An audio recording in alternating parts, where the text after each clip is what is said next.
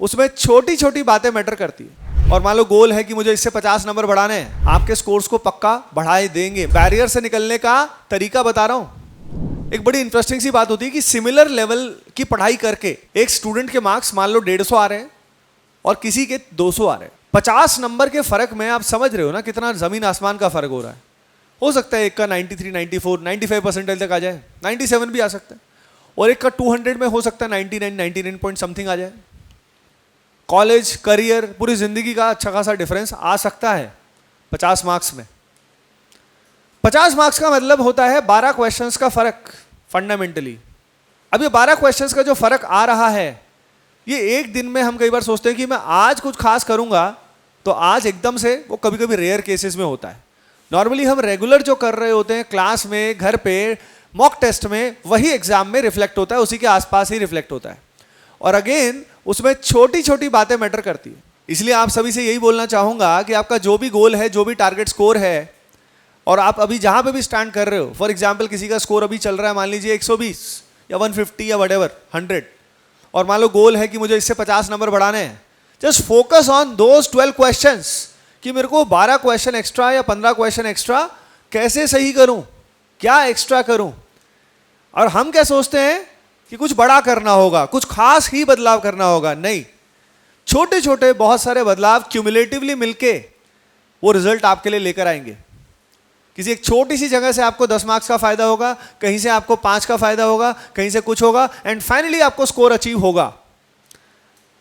याद रखिए मेरे साथ भी ऐसा हुआ था। जब मैं एज अ ड्रॉपर तैयारी कर रहा था तो एक स्कोर स्टेगनेंट सा हो गया था, एक लेवल पे आ गया था, और मेंटल बैरियर बन गया था कि भाई अब तो मेरा यही है, मेरा रेंज यही है।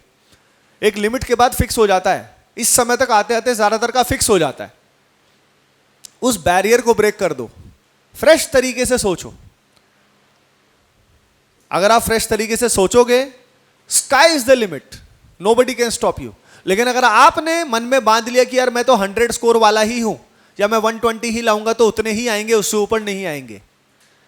छोटे छोटे किस तरह के कार्य मैं बोल रहा हूं जिससे फायदा हो सकता है, जैसे कि पेपर अटेम्प्ट करने का स्ट्रैटेजी, बहुत वेरिएशन होते हैं उसमें।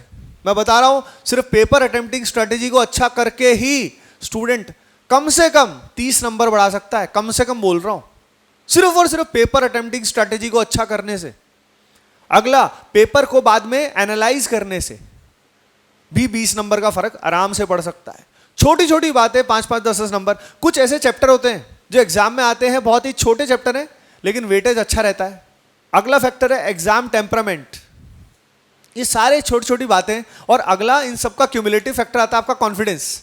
कुछ कंसेप्ट्स को इंप्रूव करना, हाई क्वालिटी क्वेश्चंस करना, ऐसे ऐसे 5-10 फैक्टर्स कुल मिला के आपके स्कोर्स को पक्का बढ़ाए देंगे, मैं बता रहा हूं आपको। तो जो भी इस मेंटल बैरियर में फंसा हुआ है गाइस, आज ही इस बैरियर से निकलिए। और इस बैरियर से निकलने का तरीका बता रहा हूं। जस्ट अपना गोल सेट करो कि मुझे इतना स्कोर लेकर आना है।